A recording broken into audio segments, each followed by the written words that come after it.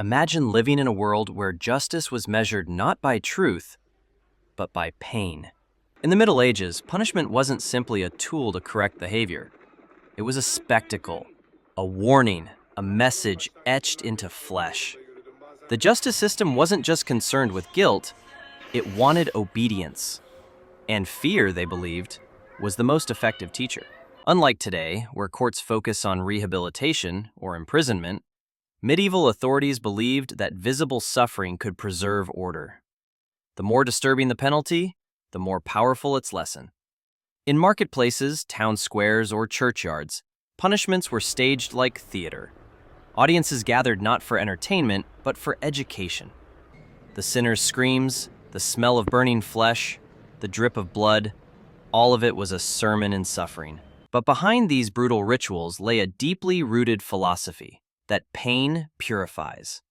Whether you stole a loaf of bread or committed treason, your flesh could be cleansed through agony. People believed that God watched, and that enduring pain might redeem one's soul, even as it destroyed the body. These punishments were often public, not to humiliate one person, but to control thousands. A thief who lost his hand didn't suffer alone. His stump haunted the dreams of every child who ever considered stealing. A heretic burned at the stake sent a chilling message. Your thoughts could get you killed. In the heart of a town square, under the accusing gaze of a gathered crowd, a man is tied to a wooden wheel. His arms are spread wide, his legs bound tight. There is silence at first. Then, the sound of a heavy iron bar smashing into bone. One crack, then another, and another. This is the breaking wheel, a punishment so devastating, so precise in its cruelty, that even executioners sometimes turned their faces away. Also called the Catherine wheel, this device wasn't just designed to kill, it was designed to annihilate the body slowly, piece by piece. The condemned was bound to the wheel, limbs outstretched. Executioners would then strike specific joints, elbows, wrists, knees, ankles, shattering bones without breaking the skin. Why? Because if the body tore apart too quickly, it would deny the crowd the full spectacle. The goal was extended agony, not mercy. But it didn't end there. After the initial beatings, the mangled body was often woven through the spokes of the wheel, bent unnaturally, left exposed to the elements. There the victim would remain, alive or dead for hours, even days. Birds would peck at their flesh. Bystanders would whisper prayers or curses. Mothers would point and say, "This is what happens when you defy the law." The breaking wheel was most often used for murderers, traitors, and heretics, but sometimes lesser crimes earned the same fate, especially if the punishment was meant to make a public example. In certain parts of France and Germany, the wheel became a symbol of divine retribution. Executioners even had manuals detailing how to break the body in a sequence that prolonged death for as long as possible. And yet, amidst all this horror, there was a twisted kind of reverence. The wheel wasn't just a torture device. It was believed to be an altar of justice. As the victim cried out, people would cross themselves, whispering prayers for the soul of the broken. What kind of world believes justice must be soaked in blood and bone? She spoke too loudly. She argued with her husband. She gossiped in the marketplace. She dared to use her voice, and for that, she would pay. In the Middle Ages, society feared a woman who wouldn't stay silent. A woman with opinions, sharp wit, or anger wasn't just inconvenient, she was dangerous. To tame her, they invented a punishment that attacked not just her freedom, but her very identity. It was called the scold's bridle, a twisted device of iron and shame, forged not to draw blood, but to crush the will. The bridle looked like a helmet made of iron strips, clamped tightly around the woman's head. Inside was a metal spike or plate that pressed against the tongue, or worse, impaled it, making speech painful or impossible. The moment she tried to speak, her mouth filled with searing agony. But the pain wasn't the worst part. The true punishment was humiliation. Women were paraded through the streets wearing the bridle, often chained, as townspeople laughed, mocked, and even spit at them. A bell was sometimes attached to the bridle to draw attention, announcing to the world, "This woman talked too much." It didn't matter if she was defending herself, exposing injustice, or merely expressing frustration. In a world built on patriarchal control, a woman's voice was a threat, and threats had to be silenced. The punishment was most common in Britain and parts of Northern Europe from the 16th to the 18th century, but its roots lay deep in medieval belief. Scolds, a term applied to quarrelsome or outspoken women, were considered disruptive to the harmony of marriage and the order of society. The church and the law often worked hand in hand to ensure that women knew their place, silent, obedient, and unseen unless summoned. Some women wore the bridle for hours, others for days. Some never spoke again, not because they were cured of scolding, but because the trauma stayed with them forever. This punishment didn't kill the body, it killed the spirit. It taught generations of women to fear their own voices. There were no lawyers, no fingerprints, no confessions written in ink. In the Middle Ages, to be accused was to already stand halfway in the grave, and for many, trial by ordeal was the only hope of proving innocence. Imagine this. You are accused of theft, blasphemy, or sorcery. There are no witnesses to defend you. The villagers whisper.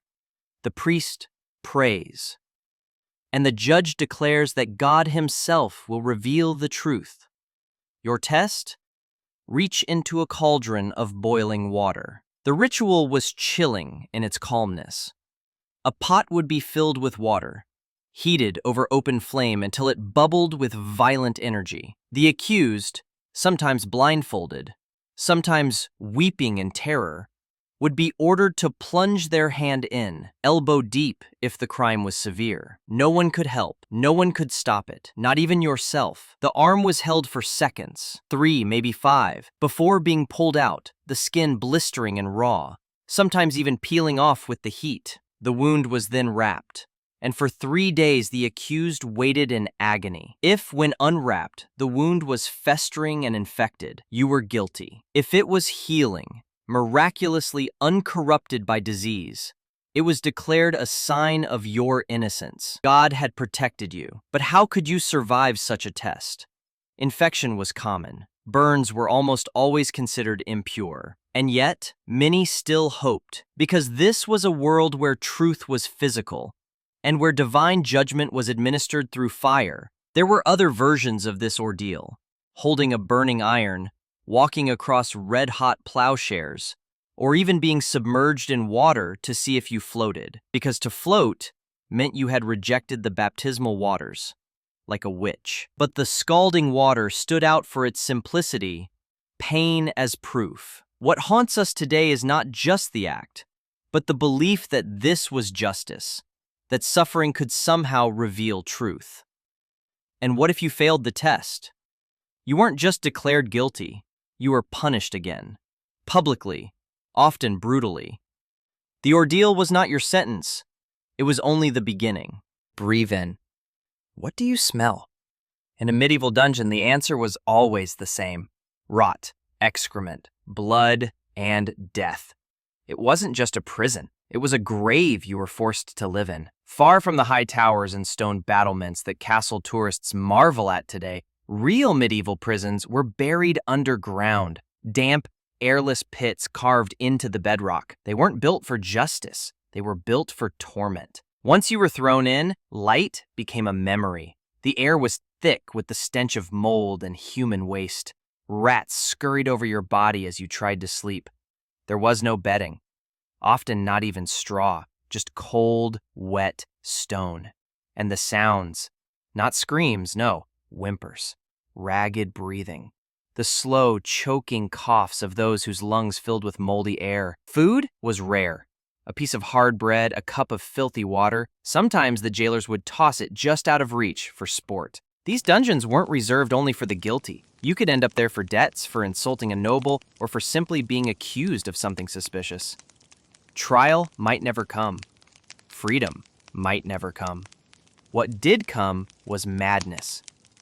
Many prisoners scratched prayers or their own names into the stone walls, hoping someone, someday, would remember them. Their fingernails wore down, their teeth rotted, their bodies wasted away. And the worst part? No one outside cared. Torture often accompanied imprisonment. Shackles would bite into flesh. Limbs were stretched, backs whipped raw. But the dungeon itself was a punishment, a slow death, soaked in silence and shadows. This was the Middle Ages, a world where you could vanish underground and be forgotten alive. But even this was not the bottom of the barrel. There was one punishment that didn't rely on pain or confinement, but on shame. Deep, inescapable, soul-destroying shame. In our final episode, we look at the punishment designed not to kill your body, but to strip your dignity until you wished it had. Imagine being stripped to your waist, your head shaved unevenly, and being forced to walk through your village, chained, beaten, and surrounded by laughing faces. That was your punishment. Not to bleed, but to break. In the Middle Ages, public humiliation was as deadly as any sword. Some crimes didn't demand blood. They demanded obedience, and to enforce that, rulers used the one thing every human fears more than pain: social exile. If you were a thief, an adulterer, a liar, or even just a gossip, they might not hang you, but they would destroy your name. One of the most common punishments was the pillory, a wooden frame in which your head and hands were locked, displayed like a specimen. You'd stand there for hours, sometimes days, as townspeople hurled rotten food, dung, stones, or worse, insults that pierced deeper than any weapon. Some women were made to walk barefoot through town in soiled clothing. Others had signs hung around their necks: adulteress, liar, witch. Their children would watch, their friends would look away, and their husbands, they might never come back. These weren't just penalties. They were public executions of identity. One of the most humiliating punishments was the donkey ride. A man or woman accused of moral failure was forced to sit backward on a donkey, wearing ridiculous clothing, sometimes with bells, and paraded through the village. The crowd was expected to jeer, and they did. Laughter in these cases wasn't joy, it was a tool of control. The church blessed these punishments. The law enforced them, and society participated in them. The victim became a walking warning: don't become like me. But what was truly horrifying was that after the parade ended, and the pillory was unlocked and the signs were removed, the shame remained. People didn't forget, they didn't forgive. You weren't punished, you were marked forever.